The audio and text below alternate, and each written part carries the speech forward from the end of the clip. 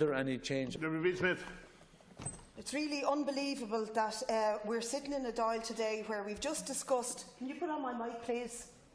Thanks. It's unbelievable that we're sitting in a Dail today where we've just discussed the release of, on free charges of the biggest bank robbery in history, and we are faced with a country that has nearly 200,000 empty properties, and rents are soaring through the roof, 66% above what they were in 2011, and this Dáil today voted against a measure that would stop that. Last Saturday I stood on the Ballyfermot Road to prevent a woman being illegally evicted with her 2 children. Last night 30 children in fact, were left homeless in Garda stations and in parks. What sort of society are we living in? And the focus of this government and the media is on the beauty contest between 2 failed ministers, one who's failed us on health in the past and continually fails us in social welfare, and the other who is currently failing us utterly on housing. Yous are absolutely disgraceful. And tonight, I bet you again, people will be sleeping in parks. And I want to refer you back, Minister, to my previous question about HAP.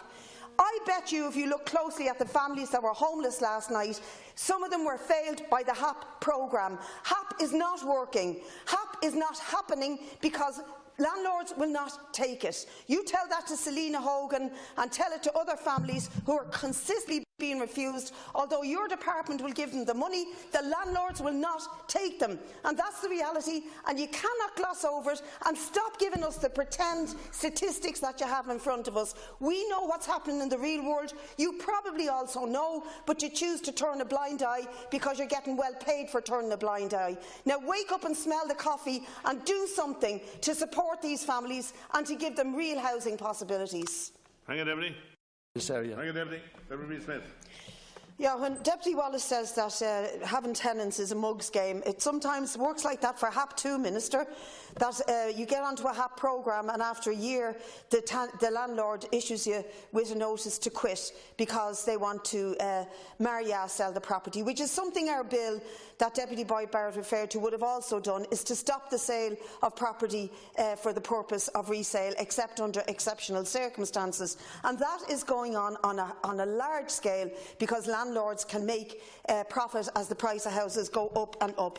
Don't pretend that the homeless crisis is going to be sorted by this sort of diatribe that's written on both sides of these pages. It means nothing. You give us this answer every day, and every day there are more and more families facing homeless crises in this country, and it is increasing and it will increase. What's your solution? Stick them into Bargain Town in Coolock.